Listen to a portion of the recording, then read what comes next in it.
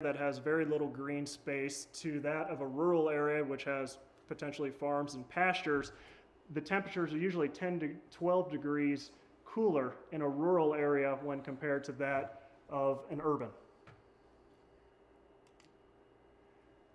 In terms of recreation, we're utilizing these turf grass plantings in a wide range of methods, whether we're at the park with our family or playing in your home lawn.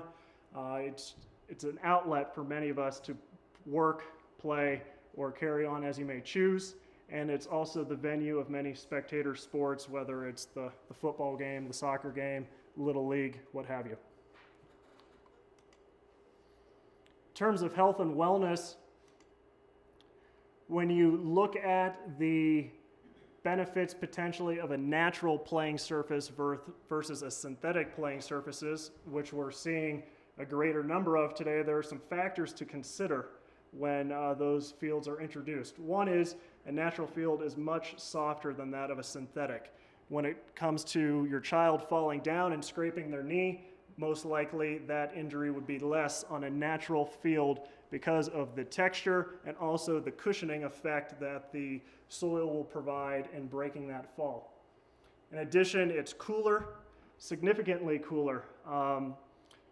Some synthetic fields have been recorded at temperatures where burning of the skin can occur. You're not going to see that on a natural playing surface. This here is rather interesting. University of California study has looked at the recovery time of patients in a hospital who have a view of an outdoor nature scene versus that of an interior hospital wing. And the time is dramatically less when they have an outside view and they're not looking at the four walls around them. As we move into the other category, the first one here can definitely be a concern in the state of Colorado, and as you head west, the occurrence of wildfires, homes and businesses that are surrounded by dense trees right up to the property, that's a great concern. And the area known as a defensible space is one in which is free of underbrush, decaying leaf matter, and it provides a stopping point, hopefully, or at least slow down the burn time if a wildfire is encroaching on the property. In terms of curb appeal, we're all looking to get the most value out of our home. A well-landscaped lawn is going to increase your base home value 6 to 12%. In terms of noise reduction, the noise created by highway and interstate systems, that can be reduced with medians and plantings along the way. And then also pests. While we're not significantly plagued with these in our areas, if a lawn is mowed and maintained and not allowed to just grow, to be 12 feet high, which that wouldn't happen anyway, but if it did, snakes, rodents, and other little critters can bury down in there, but it's less likely for them to take up residency in your lawn if it is maintained on a routine basis. And with that, we'll move over to Mike. Thank you.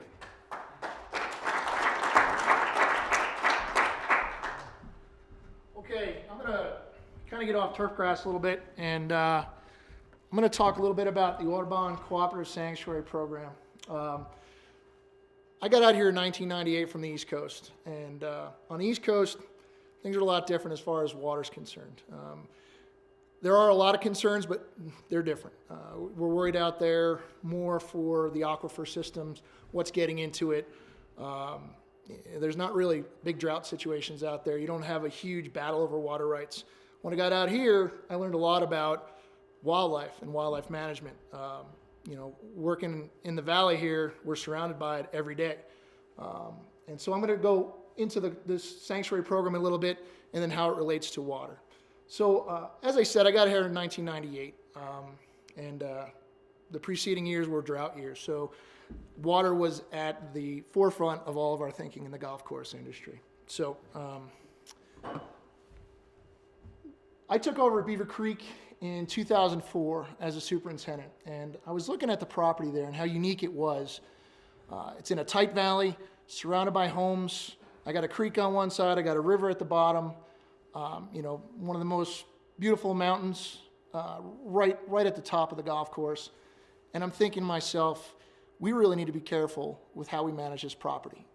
And I think if you ask all the guys here, we consider ourselves golf course superintendents. But what we really are is land managers. We're stewards of the land. And one thing, detractors of golf courses, and you can have your opinions either way, but one thing that people forget is that, we're here to manage this land, not only for the community and for our owners, but we're here to manage it for us and our families because we live here. And the things that we do on the golf course directly impacts how our lifestyles are, whether it's with your kids in the river or rafting or what have you. So I looked for a program that could help me not only with the water, but with the whole wildlife management plan. And I found the Audubon Cooperative Sanctuary Program to be a great fit for me at Beaver Creek. Little overview. Audubon Cooperative Sanctuary Program, I'll just refer to it as ACSP from now on, is run by Audubon International. It's a nonprofit, and they began this program in 1992. Wildly successful. 827 certified sanctuary golf properties worldwide. This is a great fact right here. 37 are certified in the state of Colorado. It's one of the highest levels in the country. I think only beat by California right now. And 6 are right here in the valley, which is pretty fantastic. I think a lot of the golf courses that are not part of the program are doing things very similar. They just haven't decided to take this on as a tool, and they might be using other programs, but this is one that I really find is helpful for me in management. So why have I chosen to partner with Audubon, and what does it do for me as a management tool? Well, I believe in their vision, and if you read the vision, and I might as well just do it. The community is becoming more sustainable through good stewardship of the natural environment where people live, work, and recreate. I think everyone could buy into that. And their mission is to provide people with education, assistance needed to practice responsible management of land, water, wildlife, and natural resources. Okay? I think we could all buy into that too. The last part that really is good for me is it's a third-party recognition. So it lets us know when we're doing things right. They support that and they let us know that, okay, this is a really good thing for your property.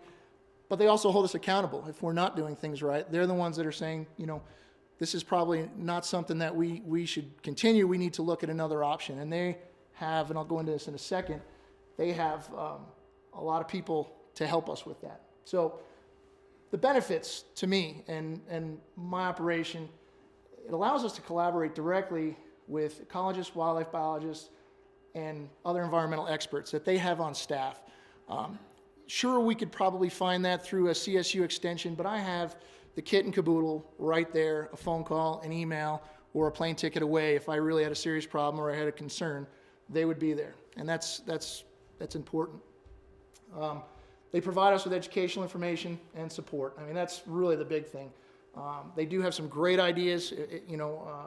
They come up with some things that have worked in other parts of the country that may work out here for us, whether it's dealing with wildlife habitat management, doing bird surveys, or it has to do with conservation on a water level.